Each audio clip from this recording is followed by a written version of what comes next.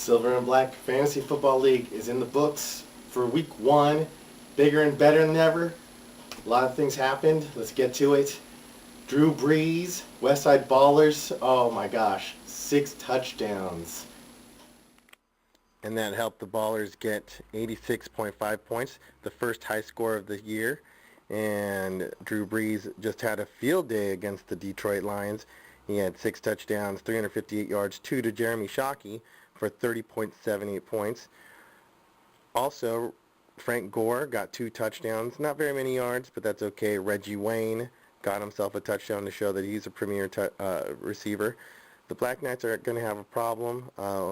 MJD was the only one who got a touchdown for him, and the only one that got in double digits for 33 points. That was ridiculously low.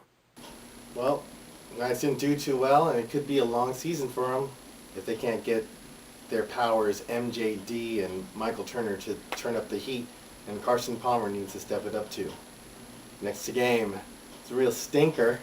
Mafia Boys and the Hellhounds scored very little. Unfortunately for the Mafia Boys, they scored exactly what the Guru said, 45.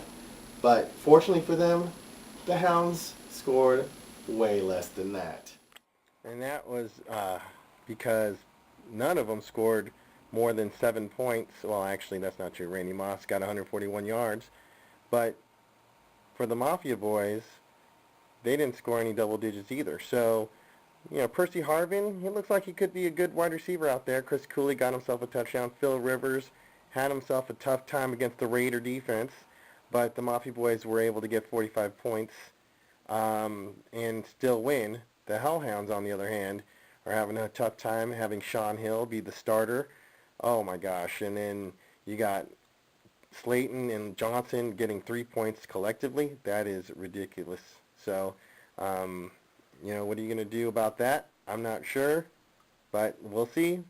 Even though the Mafia Boys win, I think the Portis White backfield is going to keep them out of the playoffs for the first time in 3 years.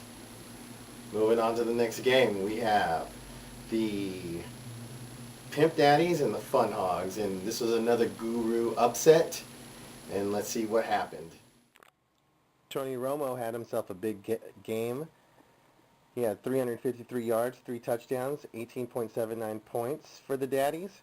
And that's no surprise because there's less distractions without Jessica Simpson hanging around. Nick Folk had 11 points, and the Giants defense got a defensive touchdown and got 12 points. The Fun Hogs didn't get any double-digit scoring, but they did get a touchdown from Marion Barber and Brian Westbrook, although Westbrook's going to have problems with Donovan McNabb out for a period of time. Kurt Warner didn't look so great, even though he had 288 yards and a touchdown. And Tony Gonzalez scored a touchdown in his debut. Now, on the bench, the Fun Hogs have Jeremy Shockey, who got 2 touchdowns and could be a big surprise.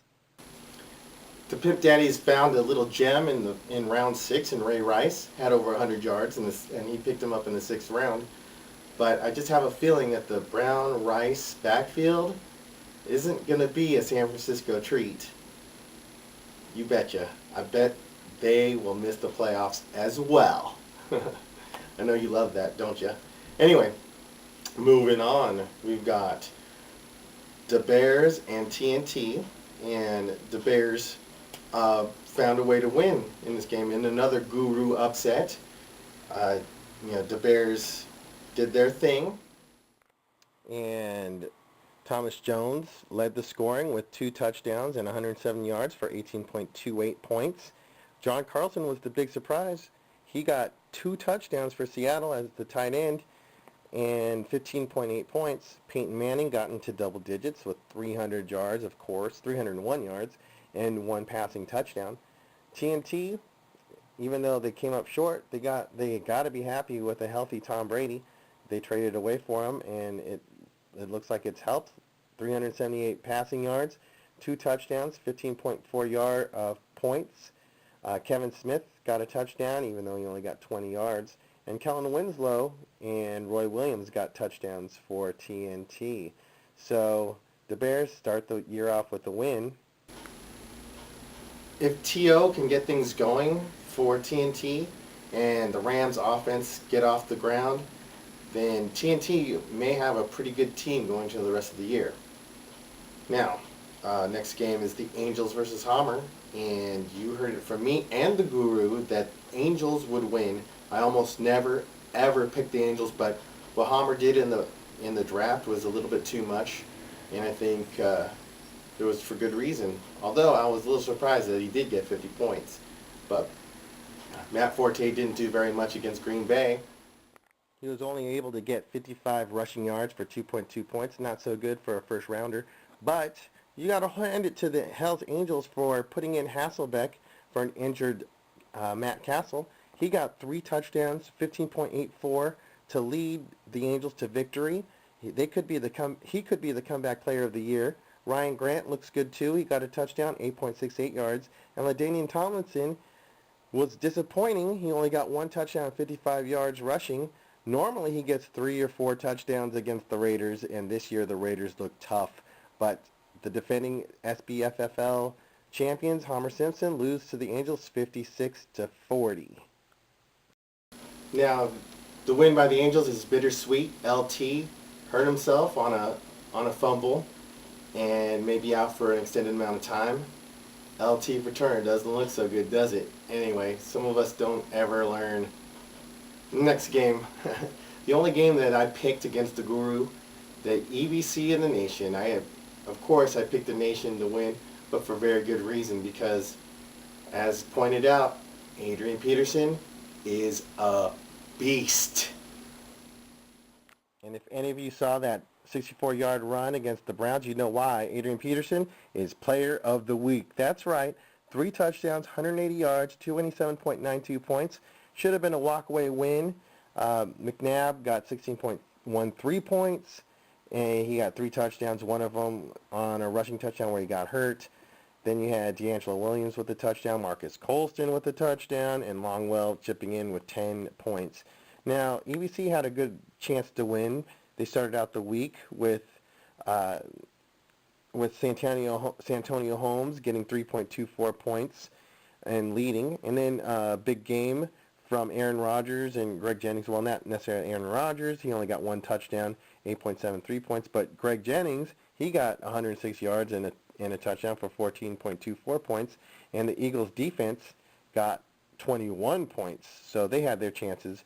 But unfortunately for them, they could not pull it out. That was the Week 1 recap, and we're going to go straight into the predictions for Week 2. Guru has the Nation ahead of the Hounds, 73-70. I think that the Nation's going to win big, 80-58. Peterson will be too big for the Lions, and it'll be too much for the Hounds. The Mafia Boys and the Angels, 62-55. Boys are favored, but Lindell White and Clinton Portis, I don't believe in them. I think the Angels are going to win for the second time this year, with Hasselbeck having a big game against San Francisco. I think it'll be 60-47. All right, TNT against Fun Hogs, 59-51. TO is going to wake up against Tampa Bay. That's too bad for the Fun Hogs. Marion Barber is going to have a tough game against the New York Giants. I think TNT wins 60-54. And Hammer is going to lose to the Bears, 63-53. That's the Guru.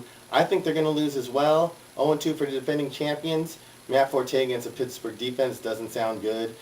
Manning against the Miami, and Willie Parker against the Urlacherless Chicago Bears. The Bears should win 60-54. And the Knights and the Daddies, Knights are favored 80-73. Knights, MJD Turner should be too much, even though McFadden will have a big game against Kansas City. I think the Knights will win 70-56. And in the game of the week, Ballers 72, EBC 68. I think the Ballers are going to have a big game with Gore against Seattle. I think that's going to be the big factor. I think Ballers are going to win 70-62. Those are the predictions. We'll see. I'm going to see you next week. I'm 3-3, but I'm going to be 6-0 this week. All right, I'll talk to you later. Bye.